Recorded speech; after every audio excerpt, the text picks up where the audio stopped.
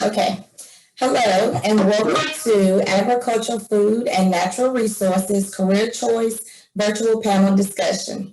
Today, you will be hearing from professionals in the field and have an opportunity to ask them questions. We hope these discussions will give you insight into the field and help you make informed choices about the careers you are thinking about pursuing and the pathways you should consider to get there. Before we begin, there are a few webinar tips to share. To interact with the panelists and moderator, submit a question through the Q&A feature found in the controls at the bottom of your screen. You can submit a question anonymously if you would like, but if you include your name in the submission, we'll give you a shout out before your question. You cannot interact with other attendees through the webinar. The chat feature has been disabled and only our staff members can view your questions submitted through the Q&A. Students participating in the full panel discussion today will be entered into a $50 Visa gift card drawing. If you are participating as a whole class, don't worry, we'll be reaching out to your teacher for a list of student names. If you need technical assistance, you can call the help desk at 434-766-6772. And now, without further delay, I would like to turn things over to the discussion's moderator, Angela Rigney. Good morning. Thank you, Ms. Harris. I'm Angela Rigney, Director of Career and Technical Education with Pittsylvania County Schools, and I'm also a former agriculture teacher, so it's exciting to serve as the moderator for this panel discussion today. I will introduce our panelists, and then they will tell a little bit more about themselves. We have Drew Arnn with the Department of Forestry, Krista Hodges with River Basin Association, Lauraloughman with Animal Medical Center, and Isaac Hammack with Hammock Dairy, a member of Cobblestone Milk Cooperative. At this time, Drew, if you would start with an introduction of yourself. Okay, can everybody hear me okay? You're good. All right, my name is Drew Arnn. I'm a forester with the Virginia Department of Forestry. I'm a Chatham native. Grew up in the Dry Fork community, graduated from Chatham High School in 1991, went to Virginia Tech in their forestry school there and got a degree in natural resource management. Worked for a few years in the consulting field, setting up timber sales and cruising timber, writing management plans, and then moved back. I was living up in the Shenandoah Valley and moved back here about 22 years ago to start a job with the Virginia Department of Forestry. And forestry is a big component of the agricultural community here locally. It is one of the major crops that we grow in the area, this part of Virginia. That's a crop of trees. Most farms have areas that are in trees, and some farms, that's all they grow. They're tree farms. They're just dedicated to growing that particular crop. So my job is to help folks manage their farm, their resource that's there. We are an objective opinion. We help with education and finding resources, contractors to do work. If you need to know who cuts timber, who buys timber, who sells timber, who plants trees, we're kind of a clearinghouse for all that kind of information. We also do some regulatory work. We do inspections on the logging jobs for erosion sediment control issues. We do some law enforcement when it comes to fire. We also do firefighting for forest fires. So it's a very diverse job in a lot of different aspects. But not only are we regulatory, working with the industry to make sure that certain laws are followed, but we're also working in a way that's an advocacy group, helping promote the industry and jobs and the resource to make sure that there's plenty of resource around to help provide those jobs out there. Okay, thank you, Mr. Arnn. Ms. Hodges, if you would like to go ahead and introduce yourself. Hi, good morning. I am Krista Hodges, and I'm the education manager for the River Basin Association. And as the education manager, I provide environmental education programs to schools throughout the River Basin. We cover 16 counties between Virginia and North Carolina. And some of the programs that I provide are trout in the classroom, stream-set trees in the classroom, the green schoolyard, forest school. And what we do through those programs is get students outside to enjoy the natural resources, get them excited about being outside, and hopefully allow them to, learn some stuff about the environment, but also hope that they will want to protect the environment after their experiences being outside. Okay, thank you. Ms. Luffman? Yes, so I'm Dr. Lauraloughman, and I'm from Georgia originally. I went to Auburn University. I got a bachelor's degree in zoology there and went on to vet school there. I graduated in 1994 from vet school, and then we settled up in the Danville area, so I didn't have any family here originally. We kind of picked the place out of the blue. There were 2 jobs available, and I was married to a veterinarian at the time, so we needed 2 jobs. So we came to this area and just put down roots and started a family, and we've never really looked back. So I've been here for 27 years, and I'm a small animal veterinarian. I own Animal Medical Center in Danville, as well as Brosville Animal Clinic out on the west side of town and Mount Hermon Animal Medical Center on the north side of town.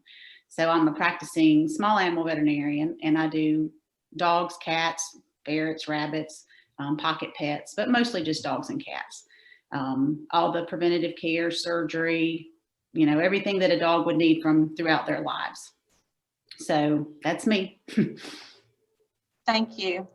And Mr. Hammack? Hello, my name is Isaac Hammack. I'm a 3rd generation dairy farmer here in Pittsylvania County. Like Drew, I was born and raised here in Pittsylvania County. Graduated from Gratna High School, went on to Virginia Tech, got a Bachelor's of Science degree, majored in dairy science there. Graduated in 2013, so graduated on Saturday, came to work back here at the home farm on Sunday, so I've been here for about 8 years now. I'm the herdsman, so I am in charge of all the animal health and animal husbandry. I take care of the majority of all the adult animals on the farm, so once they're about a year old, from then on, the rest of their lives, I take care of them as far as treating, if anything gets sick, anything needs feet worked on, anything like that. Also involved with the management decisions as far as who gets bred to what and who we might sell, who we keep, all those sort of things. And then I'm also kind of in charge of, I call it putting out fires. So anything breaks, anything goes wrong on any aspect of the farm, then I'm usually the one that gets that phone call to go fix those issues and take care of whatever's ailing a cow or an employee or a tractor or a piece of equipment or anything like that. So we're milking about 800 cows now, a little over 800 cows 3 times a day. So we're actually milking pretty much around the clock now. So there's someone always at the farm. There's something always going on, and that usually means there's something always breaking. So my job gets pretty busy at times. All right, thank you all again for those wonderful introductions and for joining us today. At this time, I'm going to go into some questions for our panelists, and we will go back and forth among the panelists to answer those questions.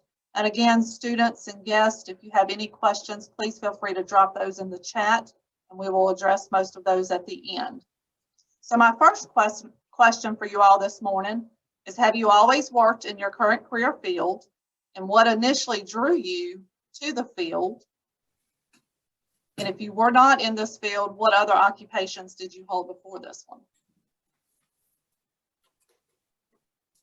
And I'll let you all just kind of jump in over who wants to jump in. Well, I've always been in the forestry field, at least since college. When I went to college, my initial intent was to become an architect. And the more I looked at the program of architecture, there was a lot involved in it that wasn't really what I was interested in. I was thinking more about construction and building houses and things like that, and probably less in the design. the art aspect of it. And as much as I appreciated the work that I was seeing done by folks that were there, it just didn't feel like that was the direction I wanted to go in. So I started looking around, and I had done the forestry contest through the FFA, grown up, playing in the woods my whole life. So I knew my trees and knew a lot about the woods. And so that's where I started looking at the curriculum and said, well, shoot, this is stuff that, is pretty familiar to me already. And so I got interested in it, and that's where I ended up. But I've been in forestry either in the private sector or with government ever since. Thank you. Anyone else? Like I said, I'm a third generation dairy farmer, so I grew up in it. My family was actually big tobacco farmers back in the 80s. And my dad and his two brothers, they decided that they wanted to farm together, but knew that tobacco wasn't going to be able to support that many families. And so they tossed around the idea of putting in a dairy.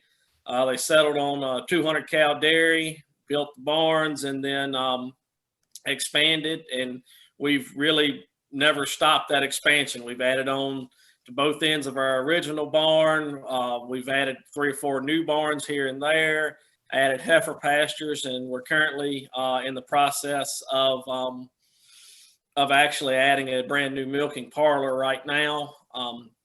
So I had thought going into my junior year of high school, I was kind of thinking ag engineering and some stuff like that. Had thought about that, and really, thankfully, my senior year of high school, I had a teacher who made us all really research our intended career goals. So really had to do a project for school and dive deep into what ag engineers do. And I figured out pretty quick that it was going to be a little too much behind the desk for me. And that's just not really my style anymore. And knew that I wanted to work outside. So I kind of changed gears, went to dairy science, thought about vet school, had some good friends of mine that went to vet school and looked at a lot of that. And I just couldn't quite make that pencil out as far as just the cost of vet school. Thought I could maybe do a little bit better with just coming back home and growing the farm and not be under so much student loan debt with going to vet school. So always been in the ag industry and really always been in the dairy industry, and just I grew up in it, and like I said, probably got in my blood, and there's just no getting away from it anymore. We've kind of created a monster here at the farm, and even if you want to get away from it, you really can't anymore. Thank you. So my next question, you want to go ahead, Ms. Hodges? That's fine. Sure, if we have time. Yes, you're good. All right, so I graduated in 2009 from AVRIT with a degree in environmental science. And I didn't always know that I wanted to do something in particular in this field as far as like environmental education. Originally, I wanted to do something in marine biology. I wanted to go down to the ocean, work along the ocean. I wanted to be in North Carolina particularly. But, my path took me a little bit of a different way. Ended up staying in this area because I got hired with Virginia Tech doing research on saltwater shrimp, actually here in Ridgeway, Virginia, with Blue Ridge Aquaculture. I did that for about a year. And then I ended up finding out about this job through some recommendations from some friends. And I've been with this job now for 10 years. But it definitely wasn't the way that I thought I was going to go. But I love that I'm here. I'm actually from Pittsylvania County, so it's still good to be in the area. And I'm real similar to the dairy farmer. I grew up on a farm in Georgia, and so I had a love for animals and a respect for nature, and just the whole process of how we depend on animals and being outside. And so as a summertime job as a high school student, I worked at a veterinary clinic, and I had a love for science and mathematics as well. And I liked kind of seeing the pieces of the puzzle go together. So I combined that. As I originally thought I would be a mixed animal practitioner, which means you do cows and horses. And then I just I love what I do. I love meeting the people. I like talking to the people and putting the puzzle together. So, and I like that I'm not sitting at a desk. I stand up all day, and my day is real variable. And I like that I don't know what I'm going to see every day. I wouldn't do well behind a desk all day. Okay, thank you all. So my next question is, what do you find to be one of the biggest challenges of your work? So I work in the nonprofit field. We're a nonprofit agency. We are highly dependent upon like grants and donations. So for my work, like year to year, it is difficult to know whether I have a job like each year. So like I said, we depend upon grants. So writing grants takes a lot of time to do that, and you don't know if you're going to get the grant. So I would say that's definitely the most difficult part, is dependent upon being, grants and donations. I'd say the hardest part for my job is staffing. It's very difficult to get good staff nowadays. And we're underserved in the veterinary community. We can't get, new grads don't come to rural areas. So it's very difficult. Our business is growing. We need to hire veterinarians. We can't get enough veterinarians. It's that we need to open more vet schools in the country. We can't get enough veterinarians. So staffing, and the fact that in human medicine, you have insurance. So people come in and you get to do whatever you need to do for the people. But when animals come in, they don't have insurance. And so you're limited by the finances of the owners. And that's very difficult sometimes, because there's animals that you can save, but you can't save them because there's no one able to pay the bill. And unfortunately, we've got to cover our costs. So when we have clients that have economic means, it's wonderful. You can do the tests that you need to do. You feel like you can save the ones that you can save. It's very frustrating when you're doing subpar medicine because of economics. I'll echo what Dr. Luffman said there. Staffing employees, that is definitely the most difficult part of my job. Milking cows, unfortunately, is just not a very glamorous job. It's a job that has to be done, but it's not a glamorous job at all. And that is just really one of the most difficult parts of my job is keeping good staff. We pay well above minimum wage. We have good jobs. We offer housing to most of our employees as an incentive as well. And even with that, it's still hard to get and keep good employees, just because no one wants to do the dirty jobs anymore. And that's probably the most difficult part of my job, is just finding people that are willing to work and willing to put in the effort of doing a manual job for 8 or 10 hours a day. And that's a very difficult thing to find anymore. Yeah, these are animal jobs, are not glamorous jobs. People think that they are, but they're not. There's a lot of poop going around at my place. Okay. So my next question is, do you need a post-secondary degree to be successful in your field? And then to add to that, what training and skills are necessary to enter your field to be successful? I'll try to cover a lot of different forestry jobs in that answer, in that you can work in the logging industry as an equipment operator and make a pretty good hourly rate without a forestry degree. We hire folks with 2-year technical degrees from technical schools.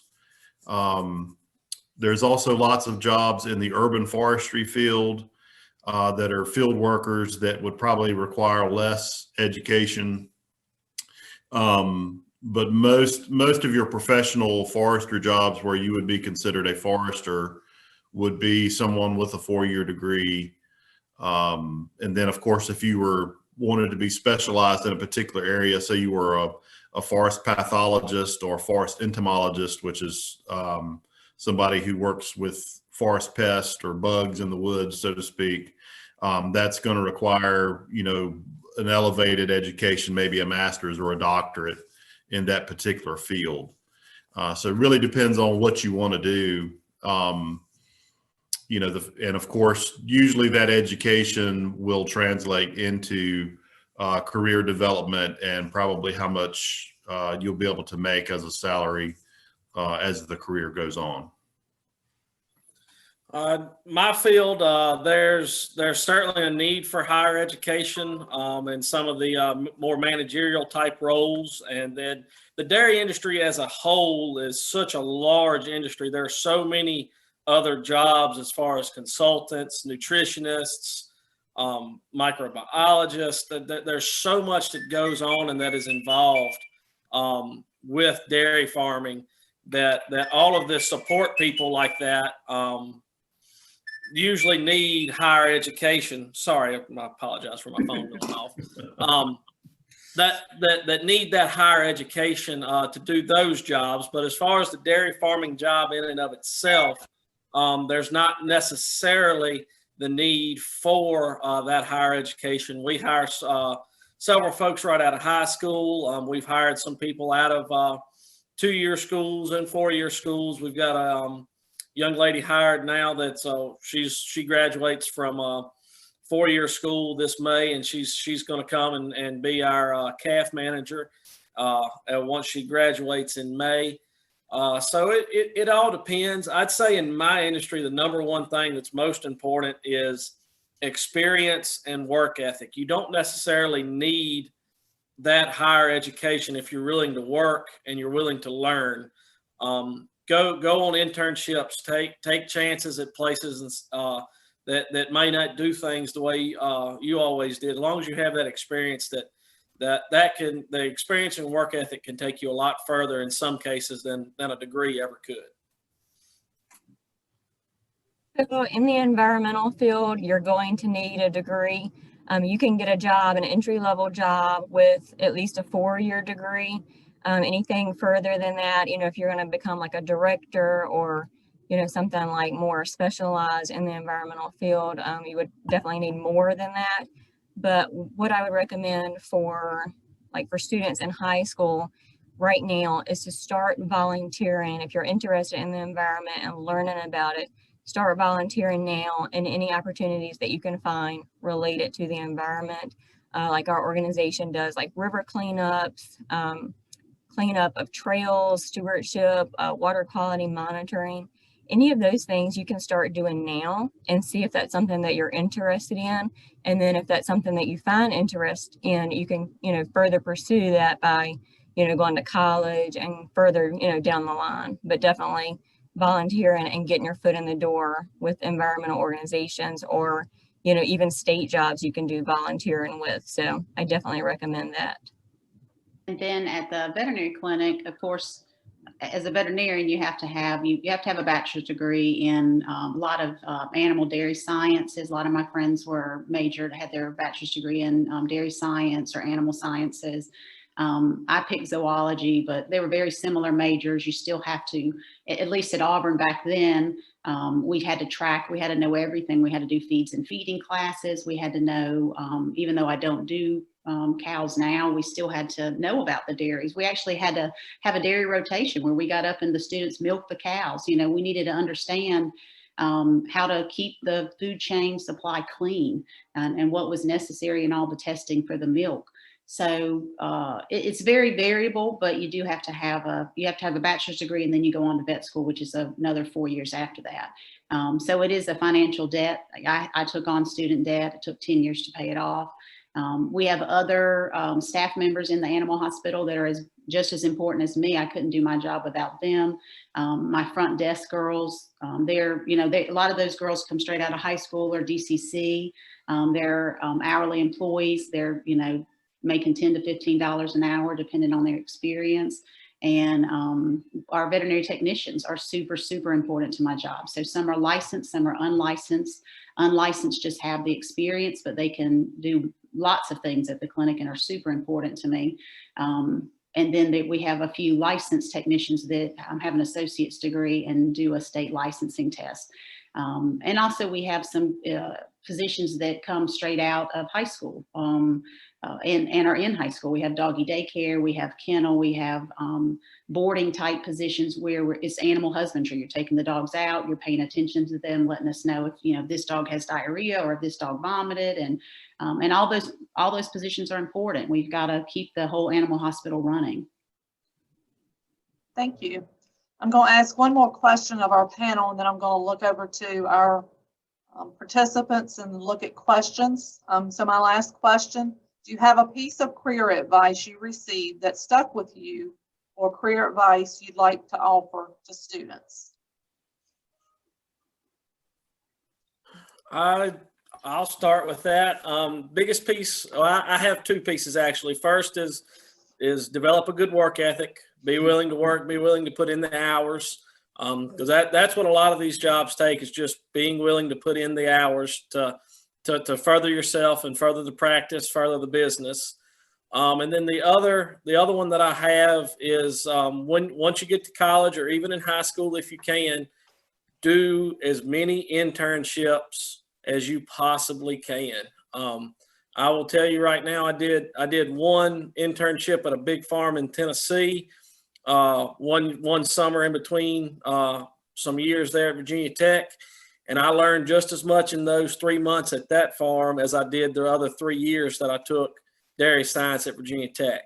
I really do think that internships, as many as you can possibly do, are just an invaluable tool to learn how things are done in other parts of the country, at other farms and other places. I just think that is an invaluable thing that everyone should do at least one internship somewhere. And I would agree, work ethic, aptitude, and attitude. You've got to have all three to be successful, and everybody starts at the bottom. You know, I cleaned the kennel when I was a kid, and that gave me an appreciation for the kennel worker. Everybody's got to start at the bottom. Just because you have a degree, you don't get that respect, you earn that respect. So you've got to and you have to have an aptitude for it. You know, vet school is hard. It's harder to get in vet school than it is in med school. You have to have a 4.0 in undergrad. You're not going to get in vet school without that. It's frustrating. It shouldn't be that way, but it is that way.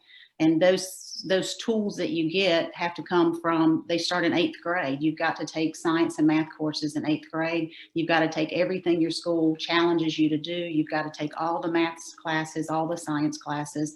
You're not going to get into a pre-vet curriculum with Algebra 2. You've got to go all the way up through calculus. So you can't take the easy road and make it anywhere. I would say that would be really important to keep in mind is that when you graduate college, if you go to college, when you graduate, don't expect to always get the job that you want as soon as you graduate college.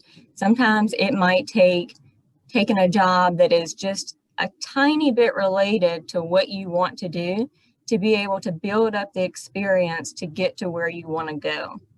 And so I would say, you know, don't be stressed, don't worry if you don't get the job that you want immediately. Just take a job. When I said I did the saltwater shrimp, when I was doing the research with Virginia Tech, it wasn't exactly the job that I wanted to do. It was a 12-hour shift job taking care of those shrimp. It was not fun, but it was experience. And so when I learned about this job, the person that hired me, he said, I knew that you could do this job because you did that job. And so just do it, you know, get that experience while you're looking for your dream job. I would say that, you know, don't always also look at, you know, how much does a job pay? It's more important that you enjoy what you do. It's invaluable to not have to dread going to work every day. That's worth a lot of money. Oh, yeah. So far as stress and everything else in your life, if you enjoy going to work every day and doing what you do, that means a lot. Now, money's nice. We always want more money. But if you dread and don't enjoy your job, then you're miserable all the time. And so find something that you enjoy doing and pursue that. Thank you. So we're going to jump over to a few questions. The first one is from Myasia Gunn. What is FFA? And I can actually answer that for you. That stands for Future Farmers of America. And I strongly encourage you to get involved in that organization within your school, as I'm sure many of these individuals on our panel today can share with you that the opportunities that FFA provides you in going into an agriculture field is phenomenal and giving you the leadership skills as well. The next question is Michael Williamson. Is it a hard job? I think some of y'all have answered that. Anybody want to add anything else? Some days are harder than others. You never know what you're going to get day to day. Some days not too bad. Some days you wish you were doing anything other than what you're doing, but every job is going to have days like that. So I think you just kind of have to roll with the punches on those days. Yeah, you're not going to love you're not going to love your job every day, but you should love your job mostly every day. Okay, and from Jordan Edmonds, do some people volunteer to do this? I have volunteers. I have kids that come up through different organizations, and sometimes it may just be a client's child that says, hey, my child's thinking that they may want to go to Virginia Tech and they may want to pursue a career in veterinary medicine. At our business, we've got to have our liability insurance lets us only have kids that are 16 or overshadow us, just for liability purposes. The dogs can bite, obviously. But I think that's the first step, is getting your foot in the door. Even if it's a doggy daycare or a kennel position, it lets you see what's really going on so that you can figure out, do you really want to spend that much money and that much time pursuing that career? Because I've had students that they're finishing up their bachelor's degree and applying to vet school that come to work and they really had no idea what we do. You know, they are grossed out by my job. They don't understand that I have blood on me every day and there's always anal glands and poop somewhere. And you've got to be okay with that. And if, you know, I'm not a dermatologist, you know, this is a messy job. We love it and we have a great time, but you've got to have that mindset. I've got one more question from Dana Wilson. Do you see value in hosting work-based learning like internships and job shadows at your specific place of employment? If so, what type of student or what characteristics do you think a student needs in order to be successful as an intern or job shadower? I can answer that. We've had several interns throughout the years. We try to get one most every summer. We usually go and get somebody from Virginia Tech that's in the dairy science program, although we have had other interns from other dairy science programs throughout the country come during the summer. And for me, what I'm looking for is just someone that's willing to work and put in the hours. Kind of like Dr. Luffman said, you've got to start somewhere, and you're going to start at the bottom. I mean, you're not going to just walk right into the cushy best job on the farm. And so I really look for someone who's not going to complain about coming in at 3 a.m. and checking to see if things are calving, you know. So someone that knows that that's part of the job and that that's something that has to be done, and also that realizes that I would never ask somebody to do something that I haven't already done at some point in my career. And so I'm not just throwing the trash jobs on somebody because I've been in those positions. So I'm just looking for somebody who's willing to put in that effort to do those jobs. Yep, I agree. You've got my interns that come in, the ones that we've really enjoyed and ended up offering jobs or at least tried to place them with other veterinarians that I knew, because I had full support. You know, I really enjoyed working with them. They had an open mind. They were willing to work. They understood that they were low man on the totem pole and they had to work themselves up. But also they had open ears and a closed mouth. You know, it's very difficult to teach an intern that's telling you how to do things. So you've got to be a little bit humble when you're starting off and observe everything and listen and take it all in.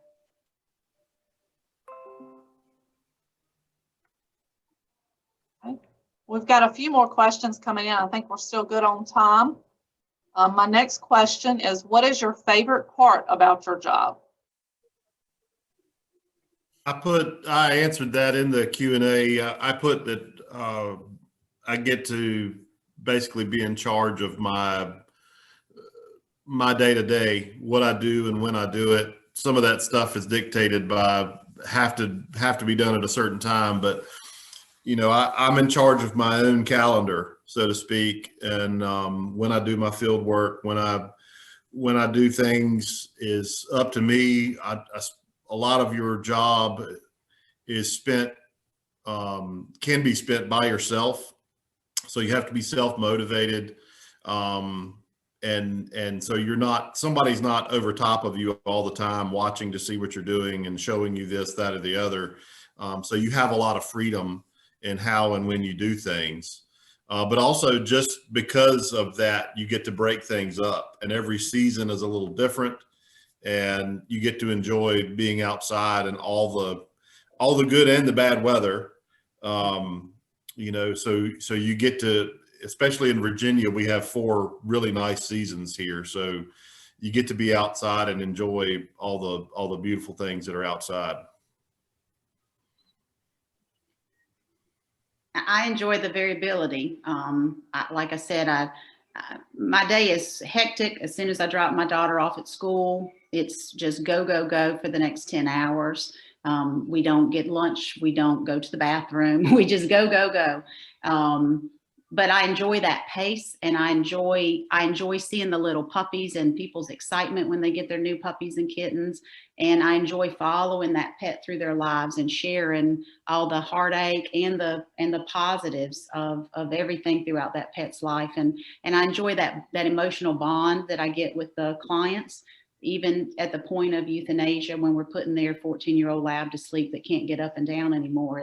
It's like a cycle that we've seen, and a trust and a bond that we've created. So there's a lot of emotional support. It's a very emotional job. It's something that I'm very passionate about. But I also clinically really like the medicine. I like the surgery. I like having surgery days. I like having preventative medicine days. So the whole shebang. I like the whole shebang. Yeah, I like being able to show kids, like a lot of the kids these days don't get outside anymore. They don't, go play in the creeks and the streams anymore. And I grew up doing that. I mean, I loved doing that, catching fish, catching crawdads. I mean, it was just fun. And, being able to show children these days, like you can still get under the creek and, lift up rocks and see what's up under the rocks and stuff, and just seeing their excitement and realizing, hey, there's a lot of cool stuff outside, and they want to now be outside and enjoy nature and stuff. It's a lot of fun. I can't say there's always something new that I'm doing with my job. There's new projects. It's not repetitive. It's not the same thing every single day. So I think it's just fun getting to do new things. I don't sit down in the office very often. It's probably about 40% in the office, and the rest of the time I'm going around to schools, visiting schools. I'm outside doing water quality monitoring. We're planting trees. We're, releasing trout. It's just fun. It's always something different. And I'll echo that as well. That's probably the fun part about my job is people will ask me, what are you doing next weekend? Honestly, I don't know what I'm doing this afternoon. I don't know what I'm doing an hour from now. It could be anything depending on what happens at the farm. And that's what I really enjoy, is just, you never know what you're going to see day to day. I also really enjoy being able to work basically at home. I mean, the farm's about 500-600 yards away from my house. So, you get to stay close to home and be able to do that. And then other than that, as far as the actual job itself, one of my favorite things is bringing in new calves into the world. It's just something really neat about pulling a newborn calf and having it hit the ground, and 30 minutes later, the newborn calf's up running around and going to town. And that's just something that never gets old, is seeing a newborn calf come into the world. Got another question from Joshua White. What kind of resources do you use? Well, our job is very technologically advanced now. It's changed a tremendous amount over the last 27 years for me. So we just bought a new, very high-powered ultrasound machine. We can look at the adrenal glands. We had an old ultrasound machine, but it was old and the picture wasn't very good. So you never stop learning. I'm going to continuing education classes and seminars, and I have to go away to New York for this new ultrasound. So we just got a digital x-ray about 7 or 8 years ago, which is tremendously better than our old x-ray that we had at our old veterinary clinic. So technology really, you know, all the computer systems, the way you can take an iPad into the rooms now and show the people the x-rays, the ultrasound, but it is a constant learning. I mean, you never stop learning. All the drugs that come out, you know, we have seminars all the time, webinars all the time. You just better stay up on your game, because now the clients have access to all that technology and Google, and if you don't know it, they'll know it. So they'll keep you on your toes. It is a constant learning. You will never stop learning. We kind of do the same thing. Technology is always changing, and that's what a lot of people don't realize is you know, the majority of all technology is originally developed for the military, of course, but then the next step after it goes to public use is always agriculture. We've had GPS on our tractors and everything like that for 10 years now, 10, 15 years. We've had self-driving tractors for a while with auto steer, things like that. Technology is so heavily used in the agriculture sector now that if you're not on top of it, if you're not staying with it, you're really falling behind. You know, I've got an app on my phone that has all 800 cows and has all their information on it. So I can be standing right next to a cow, pull her up on my phone and know everything about her right there, standing in the middle of the barn. And so those resources, along with, you know, I subscribe to the Journal of Dairy Science to stay up to date on all the new research coming out. Use my resources as my friends and fellow dairy farmers. Dairy farmers are a pretty tight-knit community nowadays. There's just not that many of us in the United States anymore. And so we all use each other as a resource as well. I've got friends from Oregon to New York to South Georgia that we all keep in touch with each other just to know what's going on in the dairy industry and how we're all approaching different challenges and things like that, so we can all kind of stay on the same page and stay progressive. Because if you're standing still in this industry anymore, you're getting left behind in a hurry, because everyone's moving forward. And so if you don't continue to move forward, you will get left in the dust. Okay. Thank you all for your answers. We're running about 2 minutes before the end. I just want to thank all of our participants for joining us today. If we did not get to your questions live in this, we will respond and let you know. I will say, students who are interested in exploring these career fields, get involved, meet with your teachers, your school counselors, explore this Career Expo site. Our staff has done a phenomenal job of putting together the Career Expo booklet. You can certainly go back in and check videos out. Resources will be provided there as well. Get involved in your career and technical education courses in your school divisions to be able to explore that as well. Again, I thank our panelists for joining us today. And at this time, I'm going to turn it back over to our Career Choice Expo.